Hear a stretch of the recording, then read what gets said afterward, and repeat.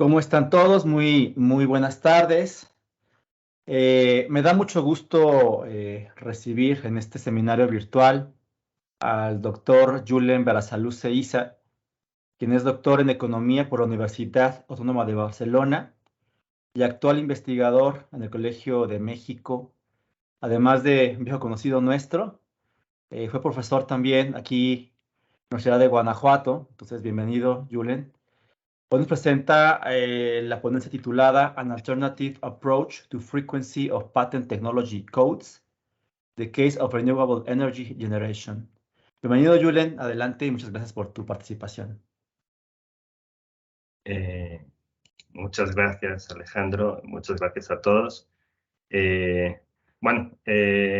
el mismo artículo el que les estoy presentando, nada más que hemos estado ahí pues, con algunas pequeñas variaciones de título y de cómo presentarlo. Pues digo, las diapositivas que están en inglés, pero creo que, pues imagino que no hay ningún problema con eso. ¿Sí pueden ver mi pantalla? Sí, ¿verdad? Sí, todo muy bien. Ok, pues permítanme poner en pantalla completa. De acuerdo. Bueno, lo que les voy a presentar hoy es un esfuerzo que hicimos con mis coautores Saúl Mendoza y Diana Terrazas. Saúl está en el CIDE y Diana es colega aquí en el departamento. Y es una metodología exploratoria para la identificación de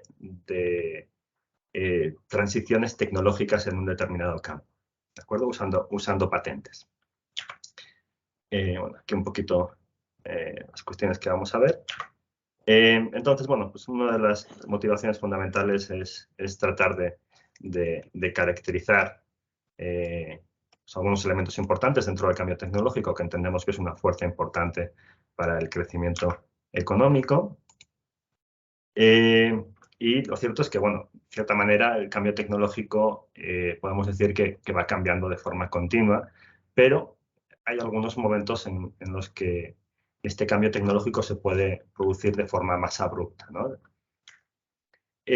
Nosotros identificamos esos cambios abruptos como transiciones tecnológicas y nos referimos como momentos particulares en el tiempo en los cuales determinado campo tecnológico experimenta cambios notables.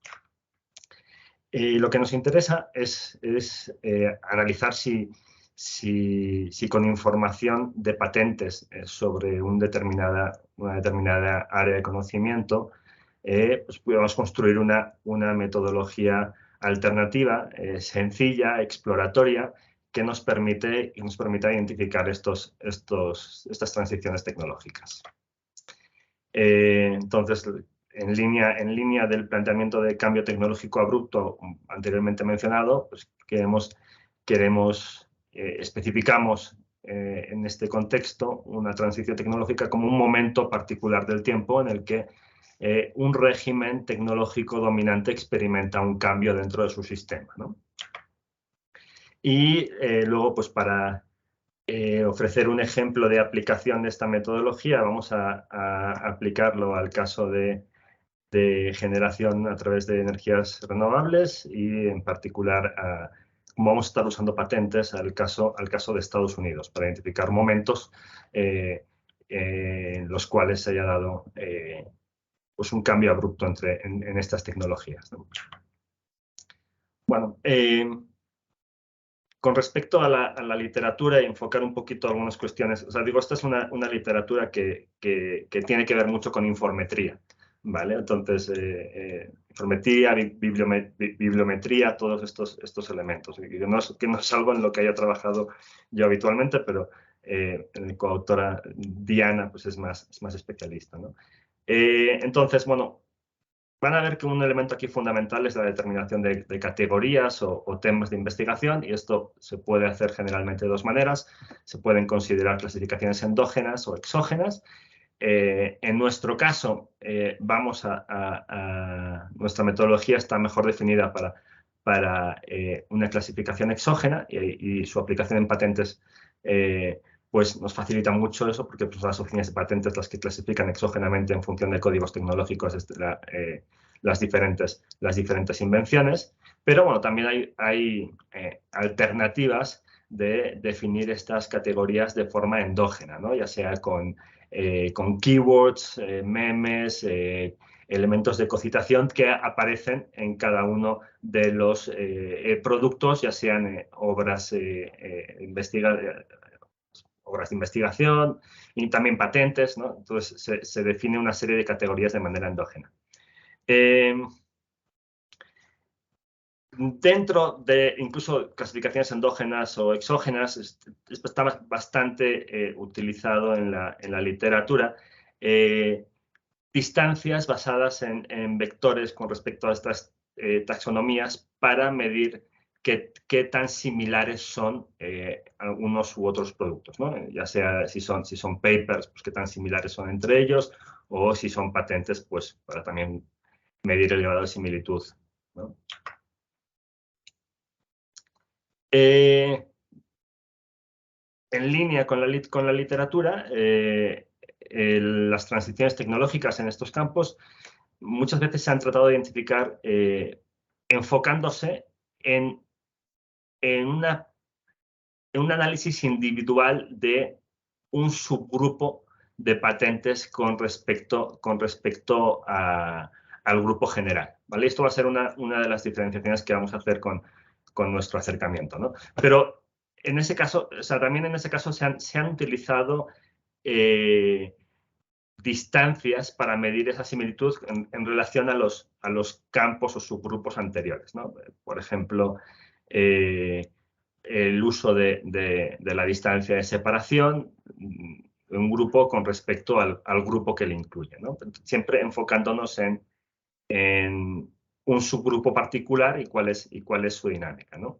También algo que encontramos mucho en la literatura, está muy desarrollada a ese respecto, es utilizar medidas de entropía que tratan de pues, dibujar, tratan de establecer los diferentes ciclos de maduración de una tecnología particular, con esta maduración tipo S, en la que pues, a medida que se va desarrollando una tecnología, pues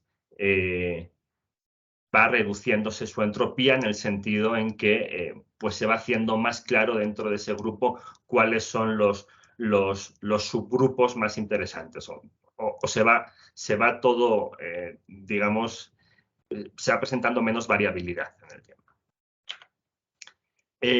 Nosotros lo que vamos a hacer es, vamos a caracterizar un estado tecnológico como una distribución probabilística medida empíricamente sobre las categorías de una patente, de un subgrupo de patentes en determinado grupo en un momento, ¿no? Y vamos a acercarnos al cambio tecnológico midiendo las distancias en esas distribuciones. Entonces, ese cambio tecnológico, dentro de esos cambios tecnológicos, como decía antes, van a ocurrir de manera continua. Lo que nos va a interesar es identificar estos cambios disruptivos. Esos cambios disruptivos los vamos a concebir como una señal de una transición tecnológica. Y pues luego hay diferentes maneras de considerar la distancia entre distribuciones y bueno, en particular vamos a considerar una bastante sencilla que en este caso además tiene buenas propiedades, que es la distancia de variación total.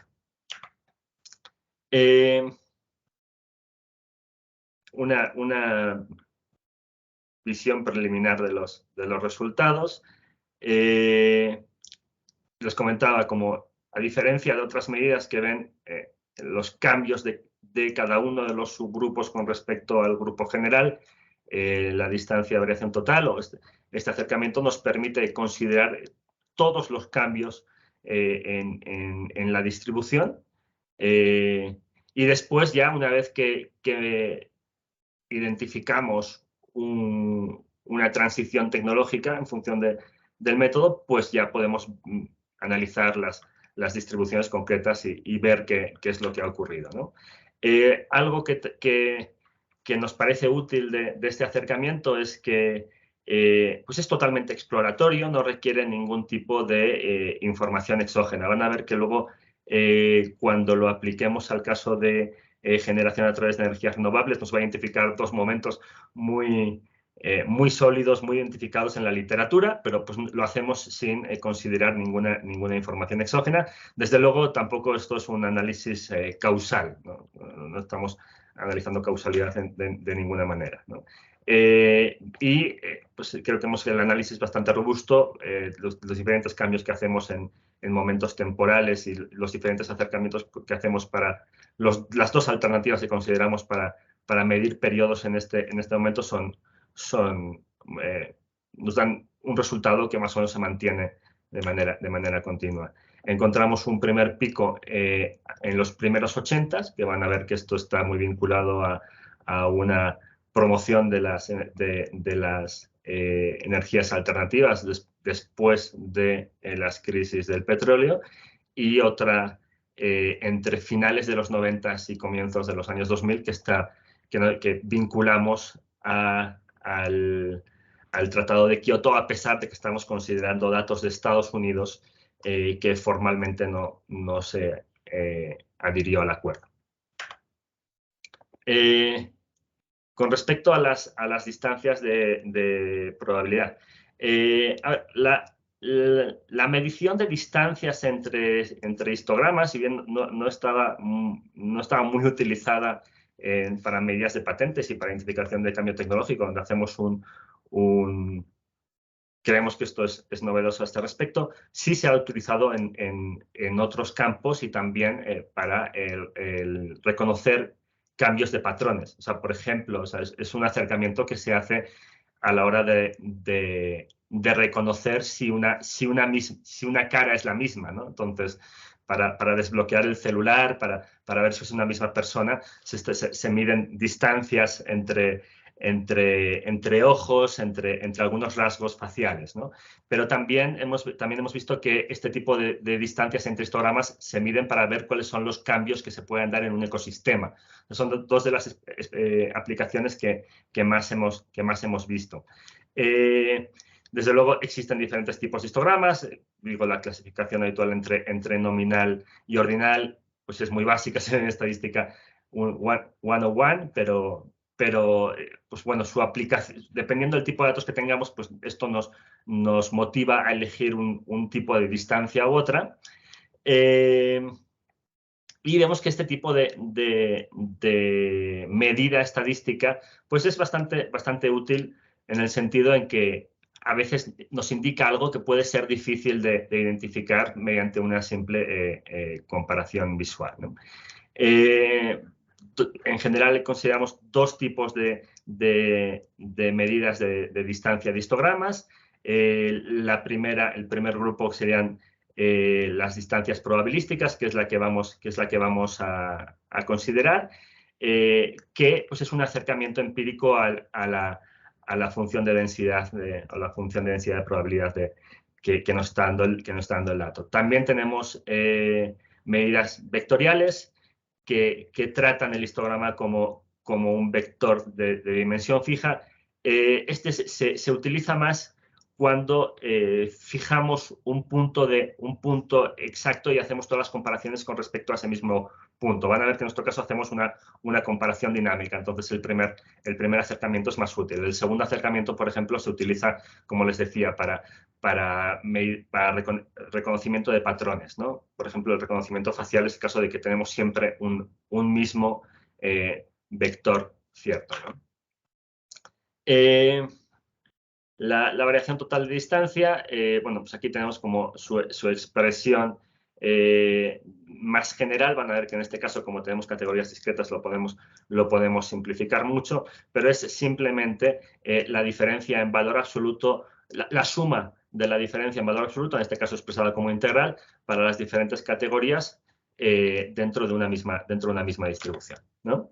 Entonces, digo, en nuestro caso, como el espacio de muestra es discreto, pues tenemos que nada más es la diferencia entre las diferentes categorías de los histogramas, ¿vale? Una ventaja interesante de la distancia de variación total con respecto a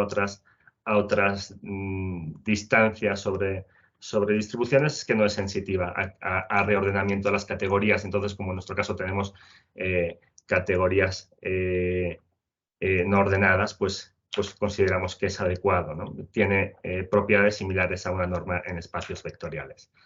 En comparación con otras distancias, bueno, tal vez la distancia que sí podríamos aplicar en este caso es la distancia de Hellinger, pero bueno, su interpretación creemos que es más sencilla en este caso.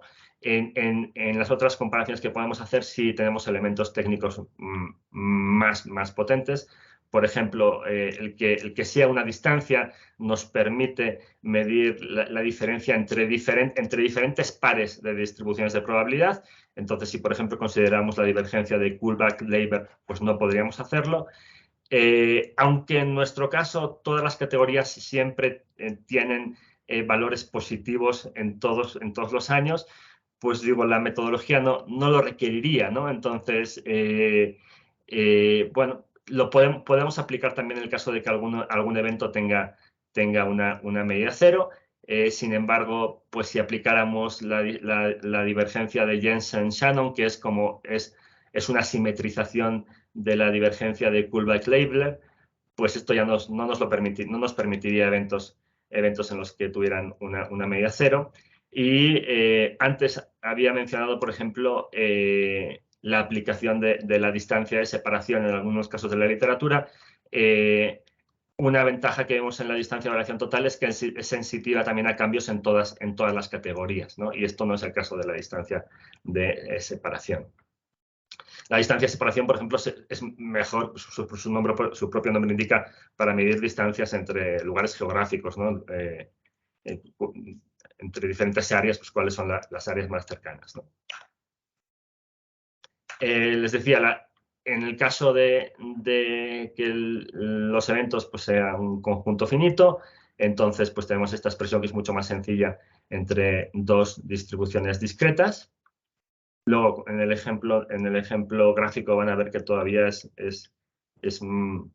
creo que queda más claro lo que estamos haciendo. Entonces decimos que si esta distancia, si la expresión que tenemos en 2 es estrictamente positiva, siempre va a ser estrictamente positiva, ¿no? Entonces siempre decimos aquí hay un cambio tecnológico. Es muy raro que tuviéramos una expresión exactamente igual. La clave de esto es la identificación de cuándo ocurren momentos disruptivos. Y entonces lo que vamos a hacer es enfocarnos en máximos locales que sean, digamos, consistentes entre las diferentes especificaciones que hagamos, ¿vale? ¿Por qué los máximos locales? Bueno, pues esto tiene que ver con dos características de los datos.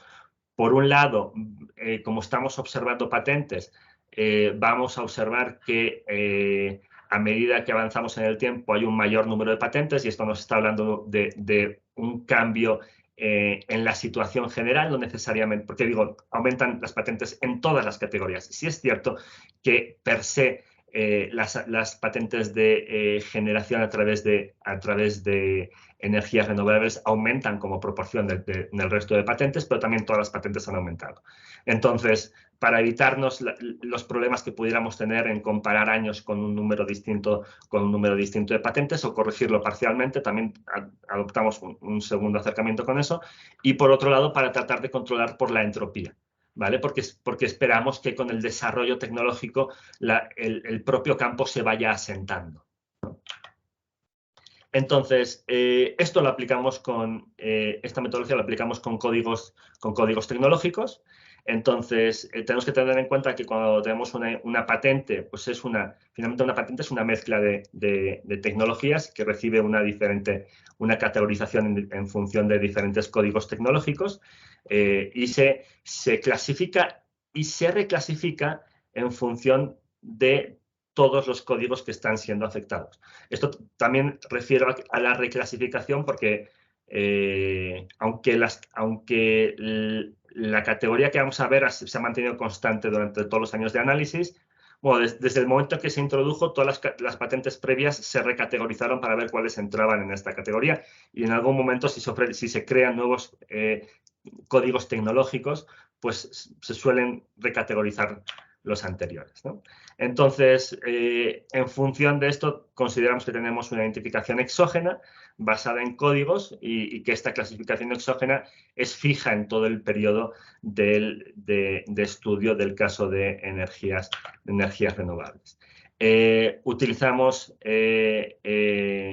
la clasificación de la CPC, que se estableció en octubre de 2010 para armonizar el sistema de clasificación de patentes a nivel, sobre todo entre la Unión Europea y Estados Unidos. Está dividida en nueve secciones. Bueno, un poquito, tenemos el grupo general sección, luego tenemos la clase, luego tenemos subclase, luego tenemos grupo. Nosotros nos vamos a enfocar en un grupo, que es el de la generación de energía a través de fuentes renovables, y de hecho lo que vamos a analizar es la distribución entre los subgrupos de este grupo. ¿Vale? Bueno, pues todos, o sea, los datos que tenemos los obtuvimos a través de un web scrap y estuvimos, claro, porque teníamos acceso a este tipo de documentos, ¿no? Entonces, pues identificamos algunos datos que nos interesaban, como la fecha de aplicación. Generalmente el dato, o sea, el dato que se suele utilizar en el caso de patentes es el dato de inicio de solicitud, porque luego puede haber una variación dependiendo de la tecnología en cuándo se concede. Y además hay un problema ahí, por eso también hacemos un CAP de los últimos años, porque entre que la patente es solicitada y es concedida, se puede pedir que los datos no sean públicos. Entonces, pues esto no nos dejaba ver muy bien qué es lo que estaba pasando en los últimos años, entonces consideramos o sea, la media y una desviación estándar de los últimos años para eliminar esos datos, ¿no? Para eliminar patentes que pudieran estar escondidas en esta distribución, ¿no? Bueno, pues, bueno, nos fijamos en eso y en los códigos, ¿no? Como este de aquí. Nos vamos a fijar en todos los códigos que estén en el Y02C 10 y los diferentes subgrupos. ¿Vale? Bueno, este es el dibujito que podemos tener en una de las patentes, ¿no? Entonces, este grupo tiene 7 categorías, 7 subgrupos, ¿no? Que son las diferentes formas de generar energía a través de fuentes renovables. Que tenemos eólica, hidráulica, termal, fotovoltaica. Bueno. Entonces, lo que nos interesa, lo que nosotros queremos analizar es ver si los cambios relativos en esta distribución nos indican una transición tecnológica. ¿De acuerdo?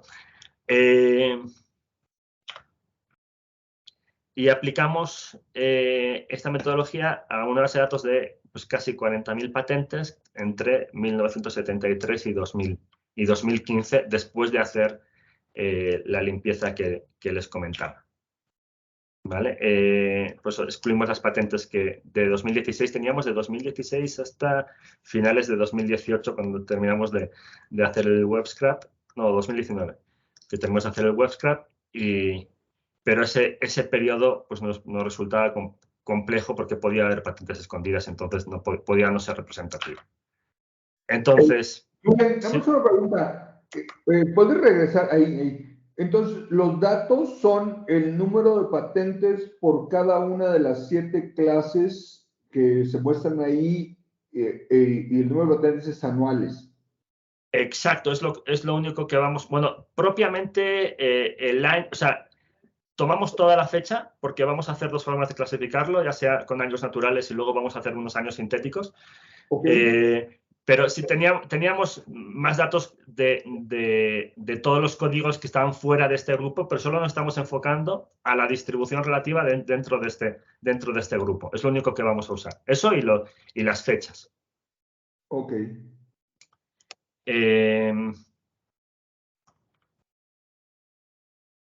Vale, perdón. Vale. Entonces, lo que nos vamos a fijar es en las frecuencias relativas, porque les decía que, claro, el aumento que se ve aquí pues puede ser, o sea, podemos identificarlo también con un aumento en la disposición a patentar, ¿no? Entonces nos interesaba dejar eso de lado. Y entonces, esencialmente, estos se los comparo para los dos momentos que posteriormente se identifican. Lo que está calculando el TBD, o sea, el TBD toma la distribución entre los siete subgrupos y mide cuáles son, digamos, las diferencias. Entonces, aquí tenemos en rojo la distribución para los años 78-82 por un lado y la distribución por los años 83-87 en otro, y en naranja los que son comunes, ¿no? Entonces, está midiendo lo que no es común en toda la distribución. ¿Vale? Esto para este primer año y esto para este segundo año. De hecho, aquí ya se puede ver como uno de los resultados finales, todavía no les digo cómo los identificamos, pero sí se ve en estos dos momentos particulares cuál es el cambio fundamental. Y lo que se ve a finales,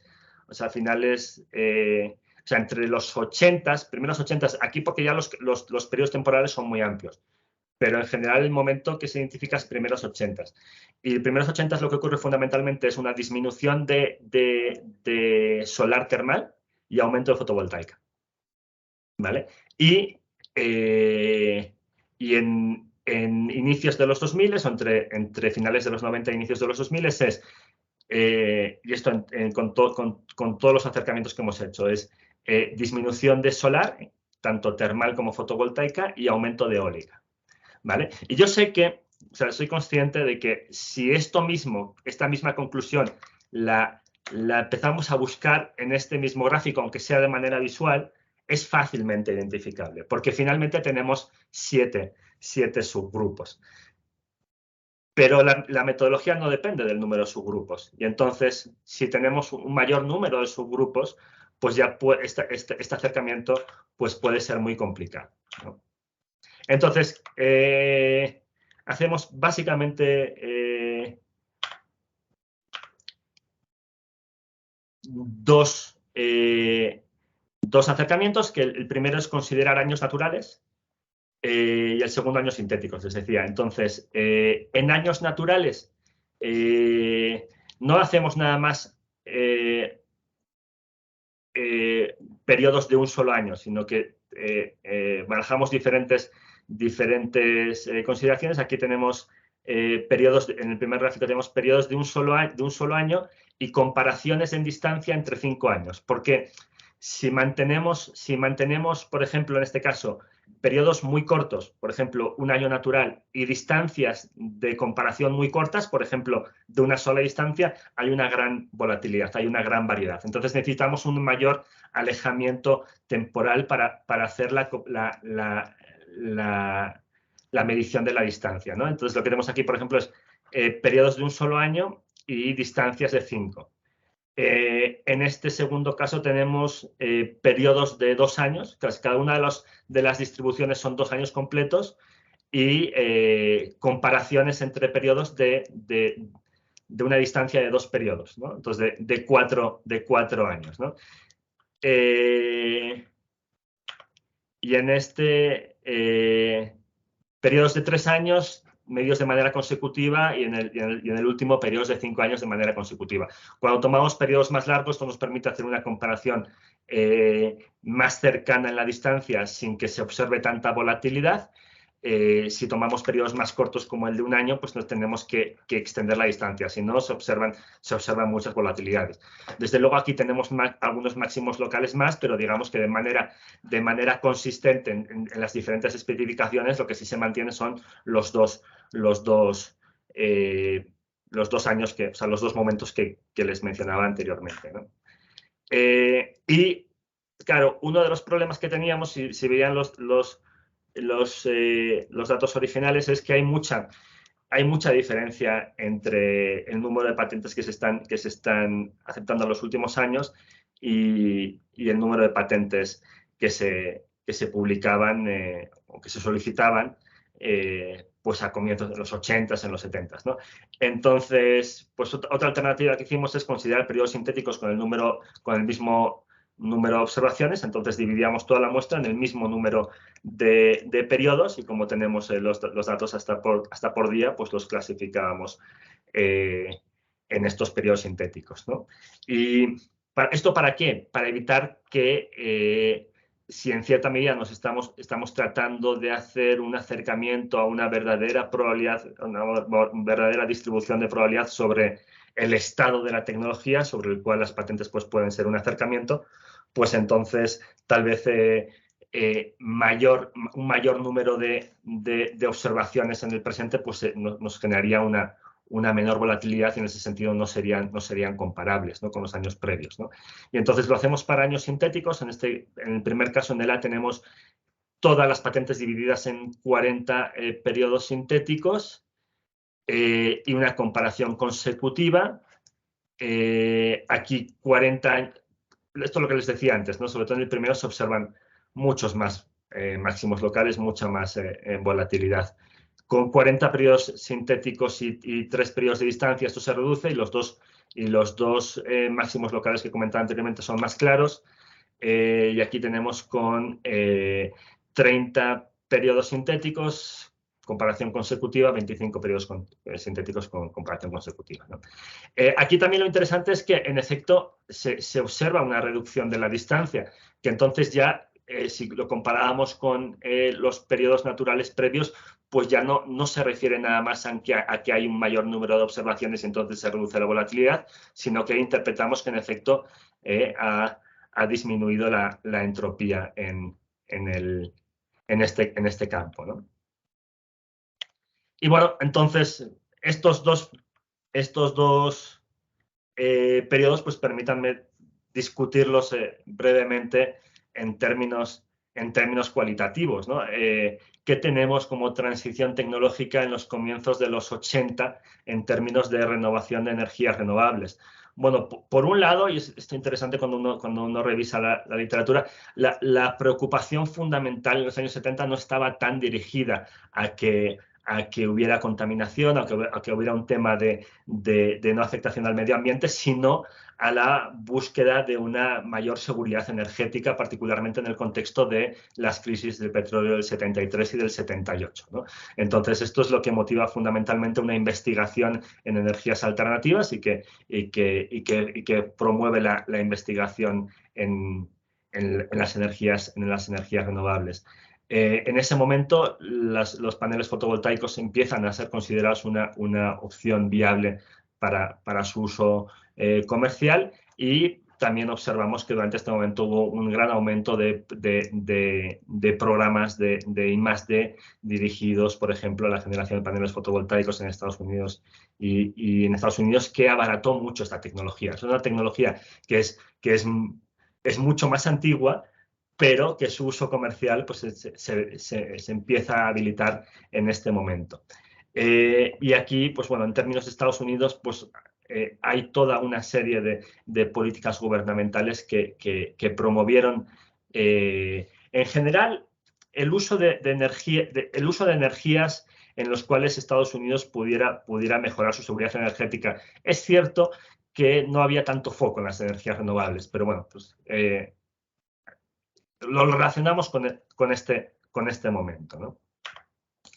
Y el segundo cambio identificado, la transición tecnológica en los primeros 2000, pues lo identificamos. O sea, digo, este elemento ya es un elemento cualitativo, esta identificación, porque no tenemos ninguna causalidad y somos conscientes de ello, pero creemos que este análisis exploratorio de los datos puede permitir esto, porque generalmente el acercamiento de un economista a esta pregunta sería: oye, bueno, pues ¿cuál fue el efecto del protocolo de Kioto, ¿no? sobre la generación de patentes en este campo? Y nosotros lo que estamos motivando es, no tienes que hacer esta pregunta previa. Primero, mira a ver si hay una transición tecnológica. Esto te puede dar alguna pista de qué evento, si es que hay alguno, puede estar detrás de esto, ¿no? Entonces, en el 97 se adopta el Kioto Protocolo por más de 200 países, y es cierto que Estados Unidos no se adhiere, como les decía antes, a este acuerdo, pero sí lo hacen un gran número de países europeos, y sí se ha encontrado que esto generó un aumento significativo en patentes relacionadas con tecnologías solares y eólicas en países europeos. Entonces entendemos que, por un lado, si uno ya obtiene la patente en Europa, pues bueno, el costo marginal de aplicarlo a Estados Unidos puede ser menor con respecto a proteger la invención, ¿no? Entonces pueden estar relacionados a pesar de que Estados Unidos no se adhiriera de acuerdo. Por otro lado, además, se observa a partir de este momento que había una preocupación política en Estados Unidos, porque, o sea, por ejemplo, pues recordarán a Al Gore, vicepresidente en este momento, haciendo campaña muy fuerte en esta dirección, si bien muchas de las propuestas, como por ejemplo la imposición de un impuesto sobre BTUs, no fue finalmente aprobada. O sea, no tenemos políticas, pero teníamos como intentos hacia, ¿no? Entonces, nosotros lo que encontramos que, de hecho, en términos relativos, solar perdió peso con respecto a eólico en este momento, ¿no? Y bueno, pues esto es fundamentalmente lo que hicimos. Entonces, digo, creo que es una cosa, estábamos todos de acuerdo en que era una cosa sencilla, pero que observamos que no se había hecho en la literatura de tecnología, ¿no? Entonces, nos parece que es una forma exploratoria de identificar estos momentos de cambio tecnológico y en nuestro ejemplo, que se adecua bien los datos, que podemos utilizarlo bien, pues sistemáticamente se identifican estos dos momentos como un cambio notorio en la distribución, ¿no? En los dos momentos que les he aplicado. Creemos que una ventaja en comparación con otras técnicas que les comentaba de la literatura es que se enfoca en información del total de la distribución y no en cada uno de los aspectos. Esto también favorece un análisis exploratorio. Después se puede ver si hay una afectación individual o si es una afectación que está distribuida entre un gran número de subgrupos. Otra ventaja que entendemos esta metodología, que es que no requiere de información exógena, simplemente es un análisis exploratorio, no implica causalidad, pero nos puede dar información que no tenemos en la identificación de cuáles son los eventos exógenos que pueden estar afectando a través de la identificación temporal de los mismos, ¿no? Y que, bueno, no depende tanto de un procedimiento visual, aunque sí la identificación consistente de los máximos locales puede tener una relación con esto. En este caso lo hemos aplicado para categorías no ordenadas, pero otro tipo de distribuciones, incluso categorías ordenadas, pues nada más requerirían la adaptación de la distancia utilizada. No podríamos utilizar la distancia de probabilidad, pero podemos utilizar otras medidas de distancia, ¿no? Y utilizar un enfoque similar en el resto del acercamiento. Pues esto sería lo que hicimos. Y pues si tienen algunas preguntas, comentarios, críticas, si quieren despedazarlo, pues me encantaría, porque precisamente estamos en ello. Sí, Julen, muchas gracias por tu presentación. Entonces vamos a pasar a esta sección de preguntas y respuestas y comentarios. Veo por ahí la mano de Lari. Adelante, Lari. Hola. Sí, o sea, primero felicidades, porque la verdad me parece bastante interesante y como metodología también lo encuentro muy, muy interesante, porque pues también lo veo como bastante novedoso, ¿no? O sea, entonces ahí, para ampliar esto simplemente, creo que Estados Unidos debe de ser uno de los países que más patentes genera, ¿no? Pero también está ahí, digamos, esas patentes europeas. Entonces, ¿qué tan factible sería que tuvierais también esos datos, ¿no? Y darle como una solidez también, ¿no? De ver pues mira, Estados Unidos ibas a, Europa ibas a...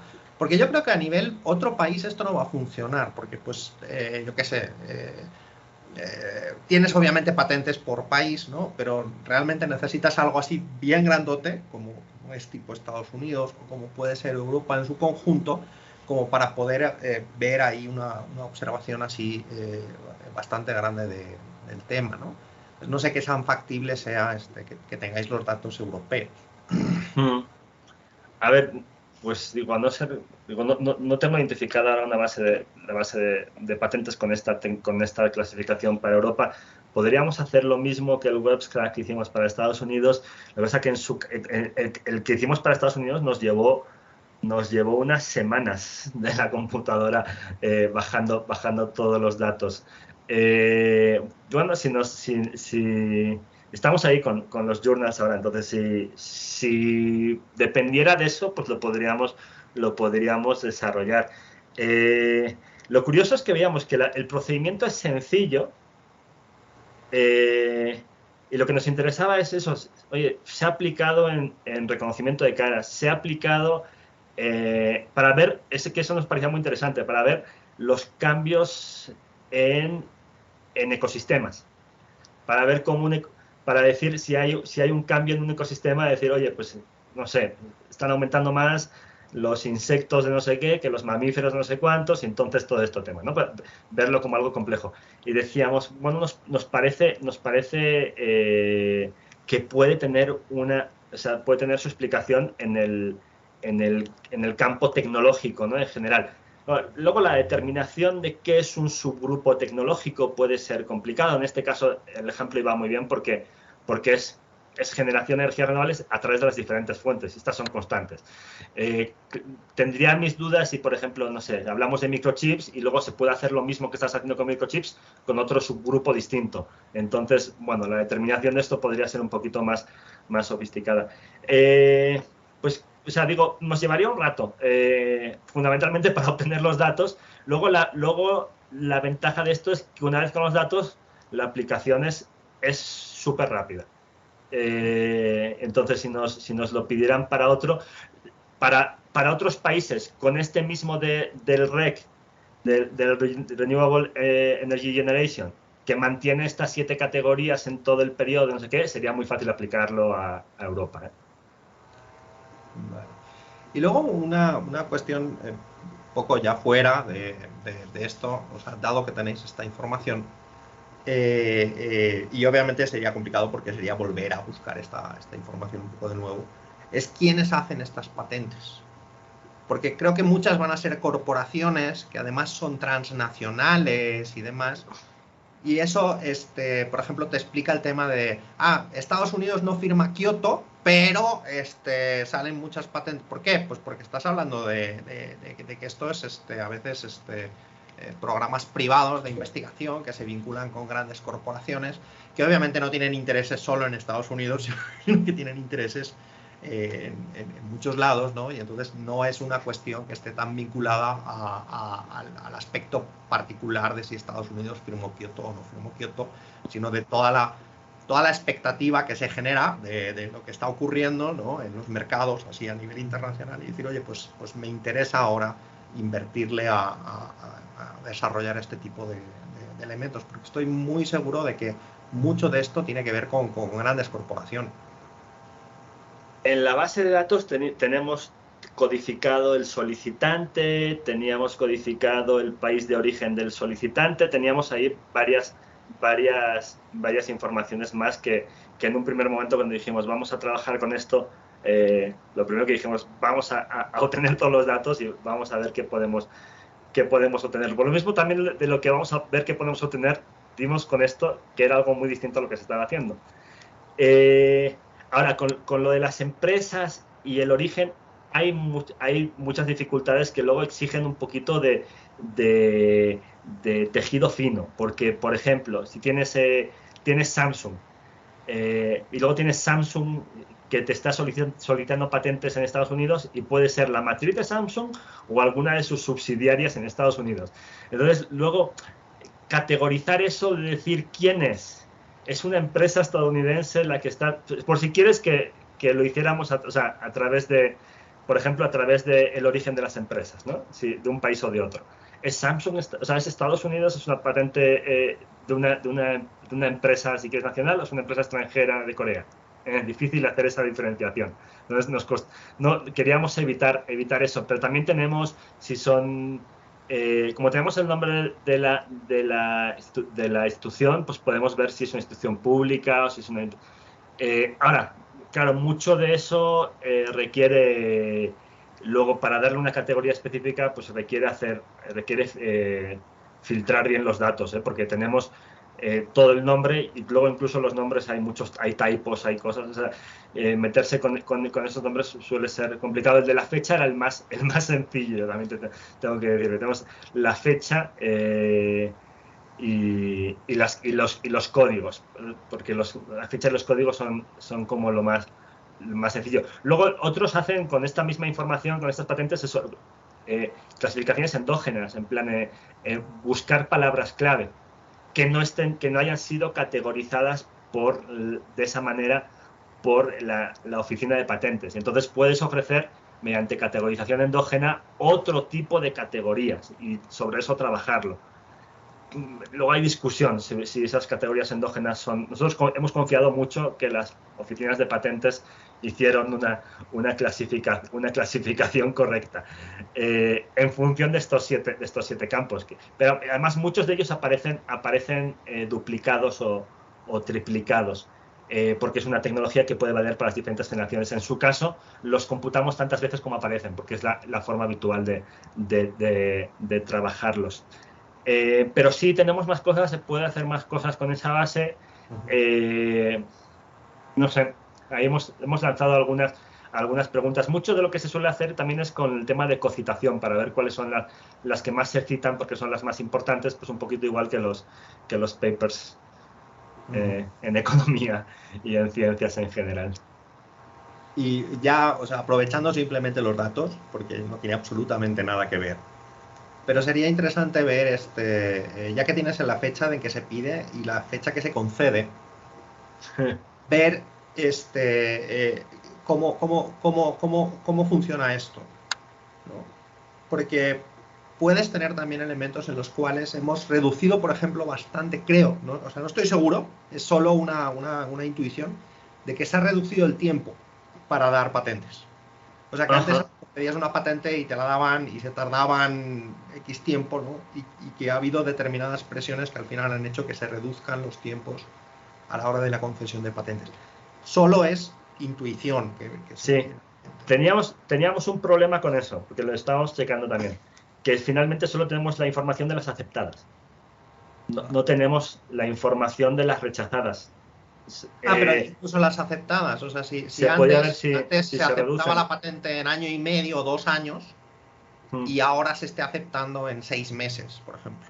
Lo que sí utilizamos era, como les dije, que habíamos quitado las patentes de los últimos años en función de un estudio que tenía patentes aceptadas y rechazadas, que tenía toda esa información, y considerando su información, vimos que la nuestra en media y en desviación típica se acercaba a la de los otros. Entonces dijimos, bueno, parece que no hay nada raro, y utilizamos esa misma información. Pero bueno, sí, ver cómo se reduce podría estar bien. Lo que pasa es que sí, me da un poco miedo de no poder generalizarlo con respecto también a las rechazadas, que me gustaría para poder responder eso.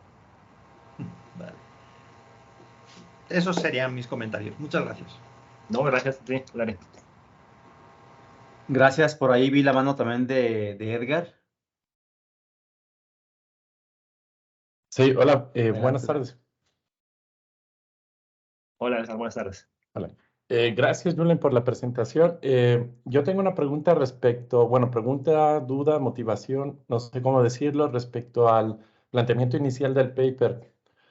Nos estabas argumentando de que el crecimiento de las patentes debe de estar, está asociada al crecimiento económico, entiendo, y en la motivación inicial. Y entonces todo el trabajo va encaminado a buscar, aplicar esta metodología para analizar si existe este crecimiento en las patentes, ¿verdad? Yo no diría propiamente el crecimiento, porque de hecho nos estamos enfocando a distribuciones relativas.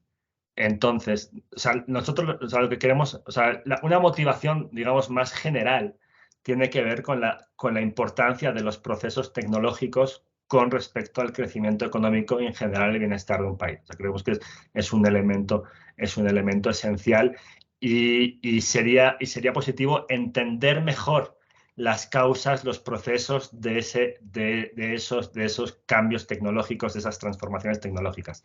Entonces, digamos que nuestra motivación, nuestro aporte en esa dirección de entender mejor los procesos tecnológicos es ofrecer una herramienta que apunte a los momentos de cambio tecnológico abrupto. Ok, y en este sentido, en la medición, usando los datos de patentes, mi pregunta es, ¿estos datos incluyen los modelos de utilidad, modelos de diseño industrial y No, patentes o solo patentes? Porque, solo patentes. es solo patentes. Sí, no incluyen modelos industriales, no, solo patentes. Lo hemos limitado a eso. Ah, ok. Es que tenía la duda porque entiendo, por lo poco que he leído al respecto, que ha habido también un crecimiento importante en los modelos de utilidad y de diseño industrial. Y entonces a lo mejor dije, estos resultados están siendo sesgados por la inclusión, ¿no? Sí, tratamos de mantener, pues claro, podría haber discusión de si los metemos o no los metemos. Porque, o sea, por un lado dices, bueno, si hay algún tipo de sustitución anteriormente de patentes por modelos industriales, pues sí, pues esto le afectaría. En cualquier caso, lo que estamos viendo los últimos años es un aumento también de patentes. Pero bueno, precisamente por lo mismo, para mantener dentro de la misma categoría, ¿no? Pero bueno, no sé, digo, veo ventajas e inconvenientes de incluirlos. No sé cuál es tu opinión, Edgar.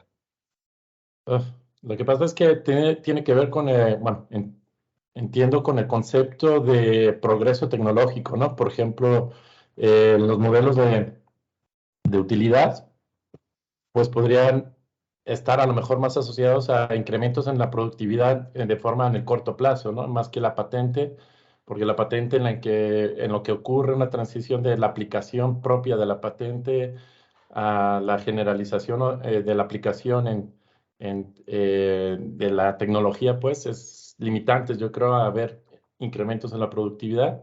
Y entonces a lo mejor emplear modelos de utilidad, incluirlos, por ejemplo, podríamos entender mejor las variaciones o el impacto en el corto plazo en el progreso tecnológico. Así es lo que se me viene a la cabeza. Sí, a mí me sorprendería, no sé, pero igual también tenemos que considerarlo para ello. Me sorprendería si la inclusión de modelos de utilidad o diseños industriales ofreciera una imagen distinta de esto. De hecho, o sea, y si ofreciera alguna imagen distinta de eso, me parecería un tema de interés. ¿Por qué están tal vez, no sé, hay una mayor capacidad de comercialización en el corto plazo, algún tipo de energía? Y, o sea, por ejemplo, lo que veíamos, por ir un poquito es que esto también lo aplicamos como a otros subgrupos y otro tipo de cosas, ¿no? Entonces, por ejemplo, en los últimos años se está patentando mucho, hicimos entre las diferentes tecnologías utilizadas dentro de la fotovoltaica. Y las que comúnmente vemos en los tejados y tal, estas en los últimos años se está patentando muy poco. Esa tecnología está súper madura.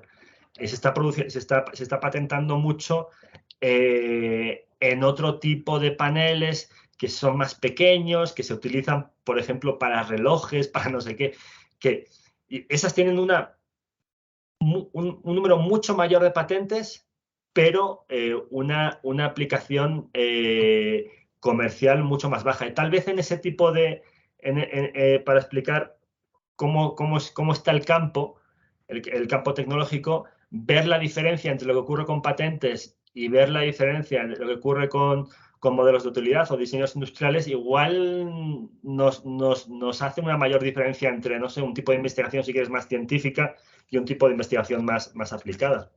Puede ser. Entiendo. Te agradezco mucho y gracias por participar en nuestro seminario. A ver si hay oportunidad de que sea presencial en un futuro cercano, ¿verdad? Sí, no, ya me gustaría. Gracias. Espero que sí. Lari.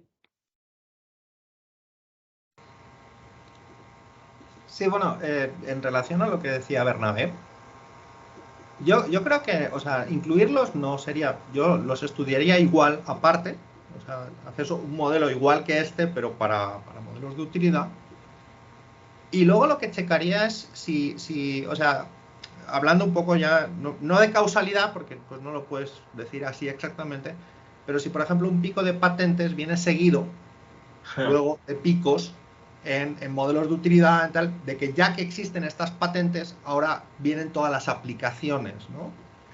Y eso iría en onda de lo que decía Bernabé, ¿no? O sea, al final esto que hemos inventado lo tenemos que aplicar en algo, ¿no? Y entonces es la transición de lo que sería la patente inicial hacia luego ya las aplicaciones más precisas de esto en este ámbito, de esto en este ámbito y tal.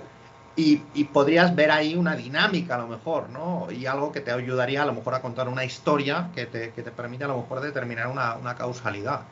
Y yo sospecho que es como dices tú, o sea, vamos a observar algo similar, pero a lo mejor el periodo se ha trasladado un par de años, ¿no? De forma que salen las patentes y luego te salen todos los picos de los modelos de utilidad y de los modelos industriales de aplicación de esas mismas patentes.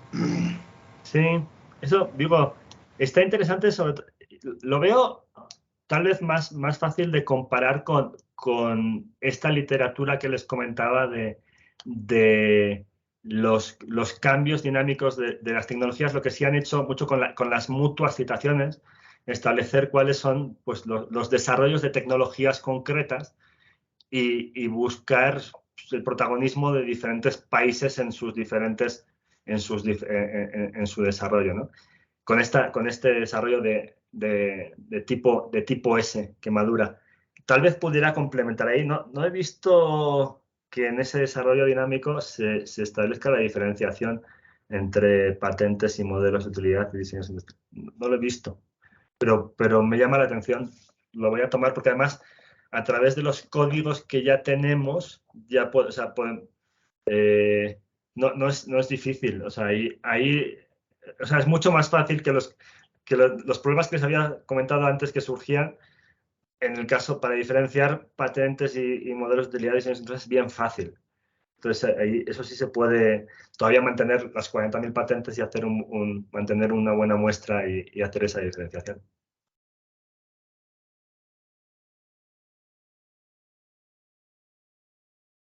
Muy bien, muchas gracias. ¿Alguna otra pregunta o un comentario?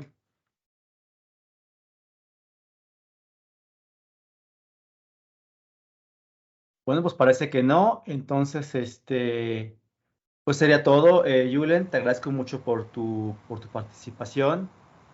Te hacemos entrega de tu constancia virtual. Te haremos llegar más adelante tu correo electrónico. Y pues es por tu participación como ponente con el título An Alternative Approach to Frequency of Patent Technology Codes, The Case of Renewable Energy Generation, en el marco de los temas de economía de este Departamento de Economía y Finanzas. Te agradezco mucho, Julen, y esperamos, como decía hace un momento Edgar, que pronto sea una presentación en vivo y presencial. Bueno, gracias por su atención y por sus comentarios. Todo un gusto siempre estar con Muchas ustedes. gracias, Julen. Gracias, Un gusto verte, Julen. Gracias Muchas a todos y que tengan Bye. buena tarde.